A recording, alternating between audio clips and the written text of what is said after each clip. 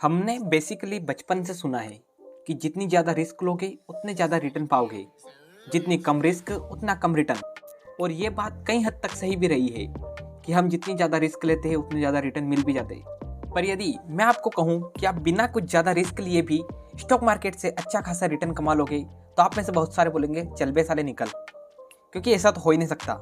हमने बचपन से सुना है, वो बात गलत थोड़ी ना हो सकती है। पर यदि मैं आपको बताऊं कि यदि आप इंडेक्स फंड में भी इन्वेस्टमेंट करते हो इंडिया की, तो आप वहां से इजीली 13 से 15% का रिटर्न और उसके साथ में 1.5% की डिविडेंड यील्ड कमाकर, यानी कि मोटा मोटी आप 13 से 16% का रिटर्न कमा सकते हो।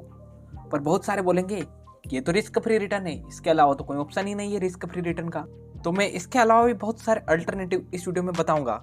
सो हे गाइस, स्वागत है आपका आज के इस वीडियो में। आज के इस वीडियो में मैं बात करूंगा कि आप इंडियन स्टॉक मार्केट को कैसे बीट कर सकते हो, वो भी बिना कुछ ज़्यादा रिस्क लिए। देखिए, मैं पहले समझाना चाहता हूँ कि इंडियन स्टॉक मार्केट किसे बोला जाता है। इंडियन स्टॉक मार्केट रियलिटी में तो अगर बोले हम तो सेंसेक्स और निफ्टी 50 में जो प्रेजेंटली कंपनी है उनको ही अधिकतर इंडियन स्टॉक मार्केट बोला जाता है, क्योंकि ये मार्केट का लगभग 80 to 85% हिस्सा रिप्रेजेंट करती है।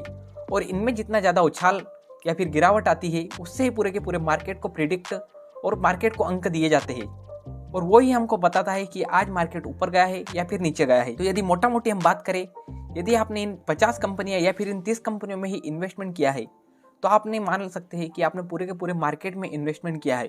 खैर, पूरे मार्केट में तो बहुत सारी अपॉर्चुनिटीज़ है कि बहुत सारी छोटी कंपनियां आकर बड़ी बन जाती है और आपको अच्छा खासा रिटर्न दे जाती है।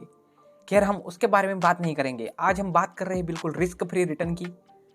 तो रिस्क फ्री रिटर्न यदि आपको चाहिए, तो नॉर्मली इंडेक्स फंड 13 से 16% का रिटर्न दे रहा है, तो ये है बिल्कुल रिस्क फ्री रिटर्न।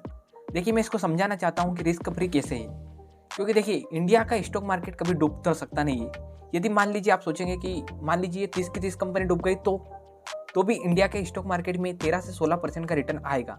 और उसका कारण ये है कि इसके बाद की जितनी सारी कंपनियां हैं वे इनकी जगह ले लेगी, या फिर कोई कंपनी इनसे ज़्यादा बड़ी बन गई तो वो इनकी जगह लेती रहेगी। इससे इंडियन स्टॉक मार्केट तो कभी डूबने वाला नहीं है। सिर्फ एक ऐसी सिचुएशन आती है जब पूरा स्टॉक मार्केट डूब सकता है, वो है पूरी की पूरी सारी की सारी कंपनियां डूब गई एक साथ, यानी कि इंडिया की पूरी इकोनॉमी कोलैप्स हो गई। और ऐसा होना रेयर में से भी रेयर है, क्योंकि यदि वॉर भी होता है तो एफएमसीजी इंडस्ट्रीज जो कि फूड वगैरह बनाती है, वो तो अपने पीक पर पहुंच ही जाएगी।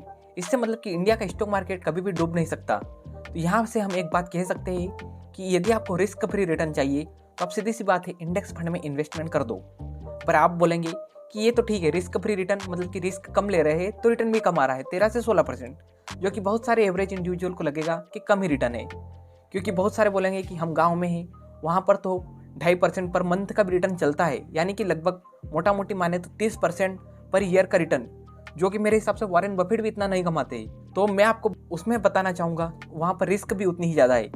आपको रिटर्न मिल रहा है तो ऐसा भी तो हो सकता है वो सामने वाला आपका पैसे रखा के चले जाए, और ऐसा होता भी है। बेसिकली बहुत सारे लोग इतना पैसा कमाते हैं, पर कोई एक ही बंदा उनका पैसा लेके भाग जाता है, और सालों से जितना उन्होंने फॉर्चून बनाया है वो सारा का सारा डूब जाता है। तो चलिए, अब मैं आपको बताना चाहूँगा कुछ ऐसे अल्टरनेटिव तरीके जो कि इंडियन स्टॉक मार्केट को आराम से बीट कर देंगे, वो भी बिना किसी रिस्क के। यदि आप निफ्टी में इन्वेस्टमेंट करते हो तो आपने निफ्टी नेक्स्ट 50 का नाम जरूर सुना होगा। निफ्टी नेक्स्ट 50 में, निफ्टी 50 में 50 कंपनियां प्रेजेंट है। उसके बाद में जो 51 से लेकर 100 नंबर तक की कंपनियां हैं वो निफ्टी नेक्स्ट 50 में प्रेजेंट है। तो वो कंपनियां बेसिकली जो निफ्टी 50 में कंपनियां प्रेजेंट है उनसे छोटी है, और जितनी ज़्यादा छोटी कंपनी है वो उतना ज़्यादा जल्दी ग्रो करती है। तो उस हिसाब से यदि निफ्टी नेक्स्ट 50 का हम रिटर्न देखते हैं तो नॉर्मली है 17 से 20%। तो यदि आप इस हिसाब से देखोगे तो आप आराम से निफ्टी 50 या फिर सेंसेक्स दोनों को बीट कर सकते हो, और निफ्टी नेक्स्ट 50 से अच्छा खासा रिटर्न कमा सकते हो, वो भी बिना किसी रिस्क के। क्योंकि अगर मान लीजिए निफ्टी नेक्स्ट 50 की सारी कंपनियां डूब भी गई, तो आपके जितने भी बाद के पैसे हैं वो जो भी इनकी जगह लेगी उन कंपनियों में लग जाएंगे। इस हिसाब से आपके पैसे खोने का डर तो खत्म है, और आप आराम से बिना किसी ज़्यादा रिस्क के अच्छा खासा रिटर्न पा सकते हो।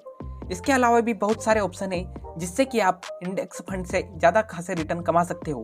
और आपको ज़्यादा रिटर्न कमाने के लिए बेसिकली आपको इंडिविजुअल सेक्टर्स में इन्वेस्टमेंट करना है। इंडियन स्टॉक मार्केट में बहुत सारे सेक्टर है, IT sector, insurance sector, pharma sector, appliance sector, coal sector, बहुत सारे।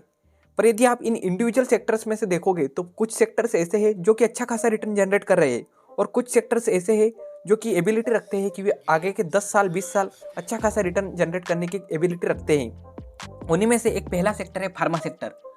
जब से कोविड इंडिया में आया है उसके बाद में फार्मा सेक्टर की डिमांड अपने आप ही इंक्रीज हो गई है और अब बहुत सारे लोग हेल्थ कॉन्शियस होते जा रहे हैं।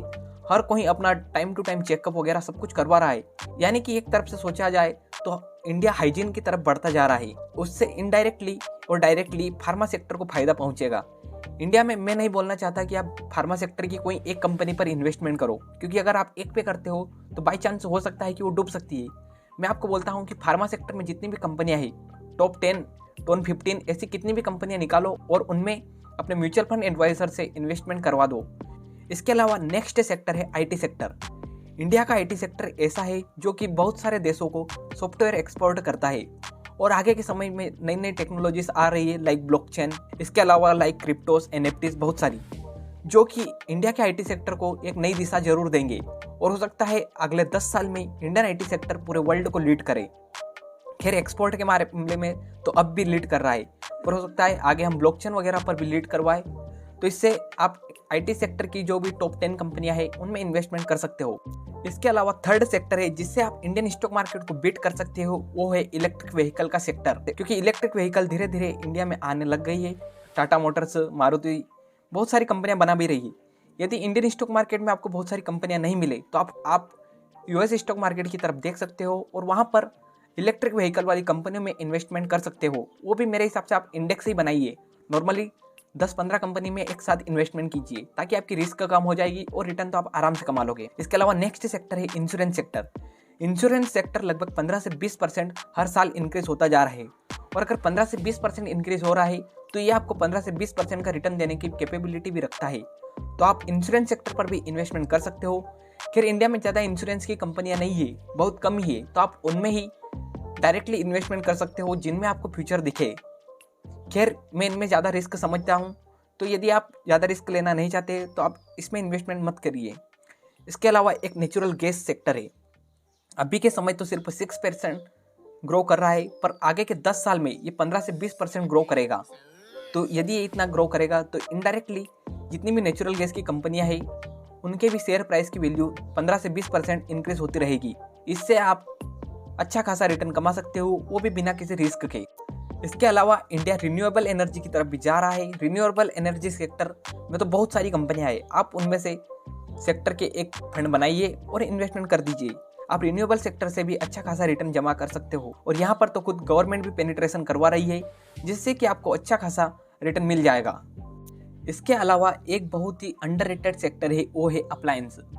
क्योंकि बहुत सारे लोग के घर में अभी भी एसी, टीवी, फ्रिज और भी बहुत सारी छोटी छोटी चीज़ें जो कि इलेक्ट्रिकल अप्लायंसेस है वो है ही नहीं। और इंडिया में जैसे जैसे डेवलपमेंट बढ़ रहा है वैसे वैसे हाउस होल्ड्स की इनकम बढ़ रही है और इससे हम अंदाज़ा लगा सकते हैं कि आगे जाके अप्लायंस सेक्टर भी बूम करेगा। क्योंकि यूएस में अगर आप देखोगे तो 90 to 95% घर में एसी, फ्रिज वगैरह सब कुछ है, पर इंडिया में ऐसा नहीं है। इंडिया में बहुत सारे घर अभी भी ऐसे ही है जहाँ पर फ्रिज ही नहीं है। तो आप आराम से प्रिडिक्ट कर सकते हो क्योंकि लोग इस तरफ देख भी नहीं रहे कि अप्लायंस सेक्टर में इन्वेस्टमेंट करना चाहिए। और अप्लायंस सेक्टर देख लिए, जैसे जैसे इंडियन की इनकम बढ़ेगी अप्लायंस सेक्टर बूम करेगा ऐसे ही। क्योंकि जैसे जैसे इनकम बढ़ेगी लोग लग्जरीज की तरफ जाएंगे, लाइक वो फ्रिज खरीदेंगे, एसी लाएंगे अपने घर में, और लाएंगे तो इनडायरेक्टली उनकी सेल्स इंक्रीज होगी और सेल्स इंक्रीज होगी तो कंपनी अच्छा खासा रिटर्न जनरेट करेगी। और इसके अलावा भी बहुत सारे सेक्टर्स है लाइक बैंकिंग सेक्टर, ब्लॉकचेन। खैर ब्लॉकचेन इंडिया में नहीं है। इसके अलावा ऑनलाइन एजुकेशन, इंफ्रास्ट्रक्चर सेक्टर को आप आराम से कंसिडर कर सकते हो। केमिकल सेक्टर, फाइनेंशियल इंडस्ट्री और ये ऑनलाइन रिटेल सर्विसेज जो चल रही है आजकल, रिलायंस रिटेल वगैरह, इनमें आप इन्वेस्टमेंट कर सकते हो। खैर इंडिया में बहुत सारी जितनी मैंने बाद में बताई है वो कंपनियां प्रेजेंट है ही नहीं, तो आप हो सकता है कि आप यूएस स्टॉक मार्केट में इन्वेस्टमेंट करो। आप आई मनी या फिर बहुत सारी उसके जैसी एक ऐप है उनसे आप इन्वेस्टमेंट करिए। क्योंकि ये वीडियो स्पॉन्सर्ड नहीं है तो मैं कोई भी प्रॉपर एक ऐप के बारे में नहीं बता पाऊंगा। तो ये कुछ सेक्टर्स थे जो कि मेरे हिसाब से, मेरी ओन रिसर्च के हिसाब से आगे जाके इंडिया में ग्रो करेंगे। तो आप इन पर बेट लगा सकते हो, पर उसके पहले आपकी खुद की रिसर्च जरूर कर लीजिएगा। क्योंकि देखिए मैं कोई एक इन्वेस्टमेंट एडवाइजर नहीं हूँ, मैं बस आपको एक इन्फॉर्मेशन दे सकता हूँ। इन्फॉर्मेशन को आपको किस तरीके से लेना है और उससे किस तरह से रिटर्न जनरेट करना है ये आपके हाथ में है।